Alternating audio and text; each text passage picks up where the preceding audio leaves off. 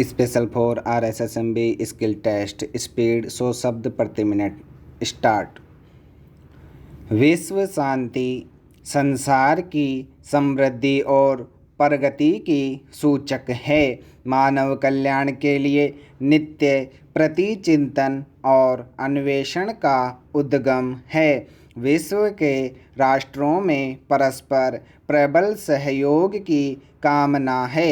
विकासशील देशों के अपने पांव पर खड़े होने की सहायता की शर्त है। नए नए शस्त्रों की खोज और निर्माण का कारण है।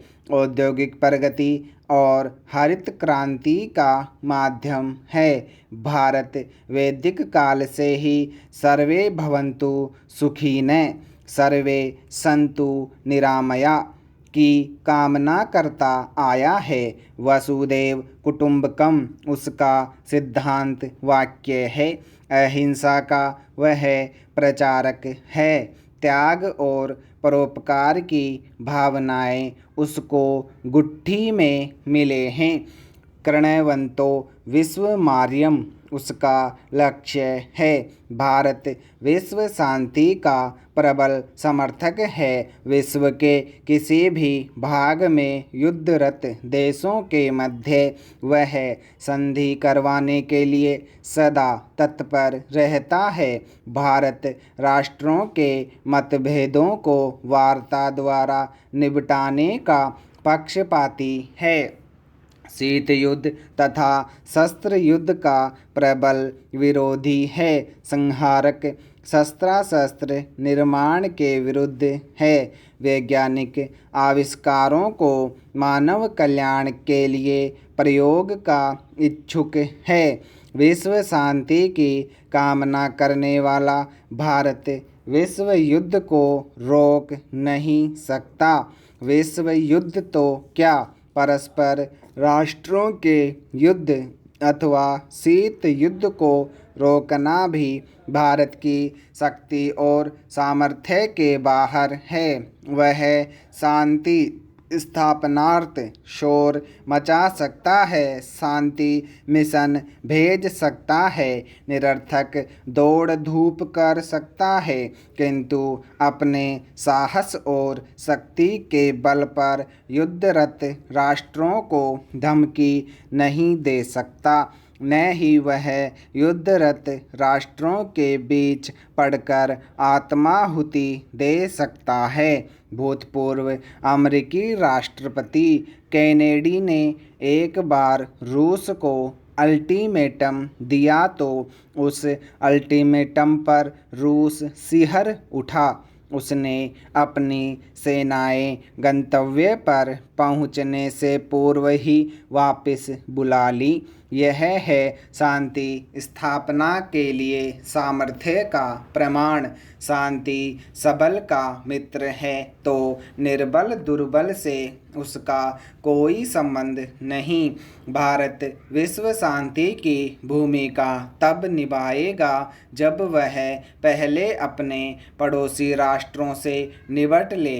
पाकिस्तान के शस्त्र संग्रह तथा उग्रवादियों के भेजने पर भारत गला फाड़ फाड़ कर चिल्ला रहा है, पर कौन सुनता है। दूसरी ओर 1947 के आक्रमण में पाकिस्तान ने कश्मीर का 40% भाग दबा लिया था, जिसे हम आज तक हस्तगत नहीं कर सके।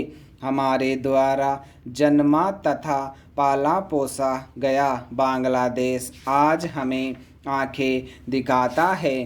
गंगा जल के बंटवारे का प्रश्न अनेक वर्षों से निपट नहीं पा रहा था कि उसने नवमूर द्वीप का झंझट खड़ा कर दिया।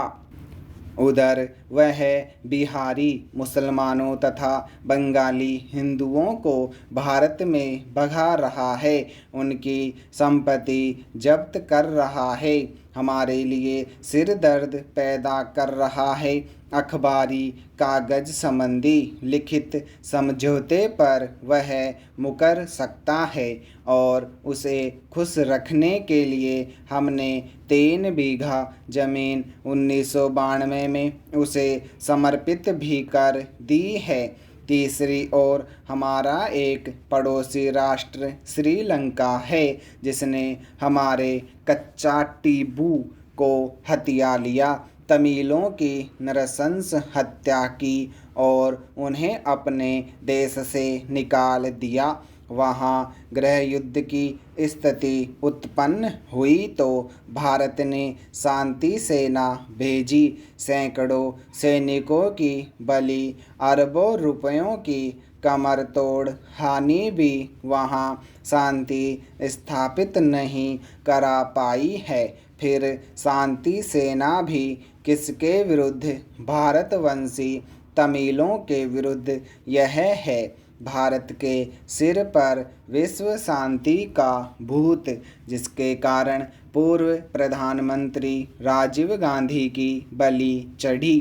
फिर भारत अपने को तटस्थ राष्ट्र कहता है, किंतु रूस द्वारा हंगरी पर अधिकार तथा 1980 में तटस्थ राष्ट्र अफगानिस्तान में रूस के सशस्त्र हस्तक्षेप के विरुद्ध बोलने में उसका गला दुखता रहा। राजनीतिक भाषा में रूस का समर्थन मत्स्य न्याय को उचित ठहराता है। कहाँ रही हमारी तटस्थता? भारत विश्व के अनेक राष्ट्रों का ऋणी है। कर्जदार राष्ट्र अपने को कर्जा देने वाले राष्ट्रों के बारे में निष्पक्ष मत नहीं दे सकता, उनके विरुद्ध मुँह नहीं खोल सकता। विश्व युद्ध को रोक सकना तो भारत के लिए मरुभूमि में जल की चाह करते हुए मृत्यु का वर्ण करना है। भारत के महान औद्योगिक संस्थान विश्व के अनेक राष्ट्रों की दया और कृपा पर जीवित है। उनका संचालन, संवर्धन और उत्पादन उनके इंगित पर होता है। अमेरिका द्वारा यूरेनियम सप्लाई की रोक ने भारत की असमर्थता को नग्न कर दिया था। यदि ये राष्ट्र चाहें तो कुछ क्षणों में बिना युद्ध, बिना शस्त्र भारत के उत्पादन को ठप कर सकते हैं। अरब राष्ट्र चाहे तो तेल बंद की धमकी देकर भारत से नाक रगड़वा सकते हैं, उसे बैलगाड़ी के युग में धकेल सकते हैं। ऐसी स्थिति में दूसरों की दया और कृपा पर जीवित राष्ट्र विश्व शांति का माध्यम कैसे बन सकता है?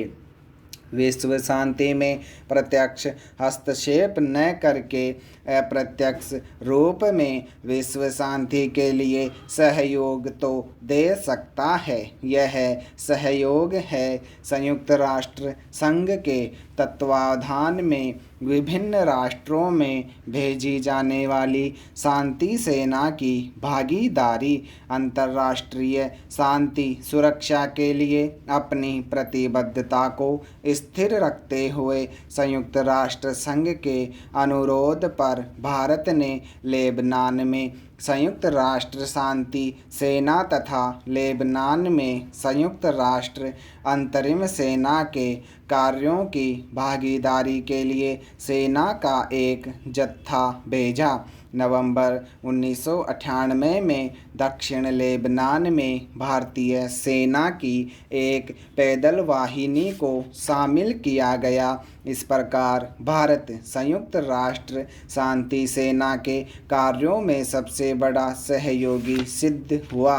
इतना ही नहीं, गृह युद्ध से शप्त सियरा लियोन में भारत के 3000 सैनिक विश्व राष्ट्र शांति सेना में शामिल रहे हैं। भारतीय सैन्य पर्यवेक्षक और सामान्य पुलिस कार्मिक अभी अंगोला और पश्चिम सहारा, कुवैत तथा लेबनान, बोस्निया और हर्जेगोविना एवं हेती में शांति सेना के साथ कार्य कर रहे हैं। स्टॉप।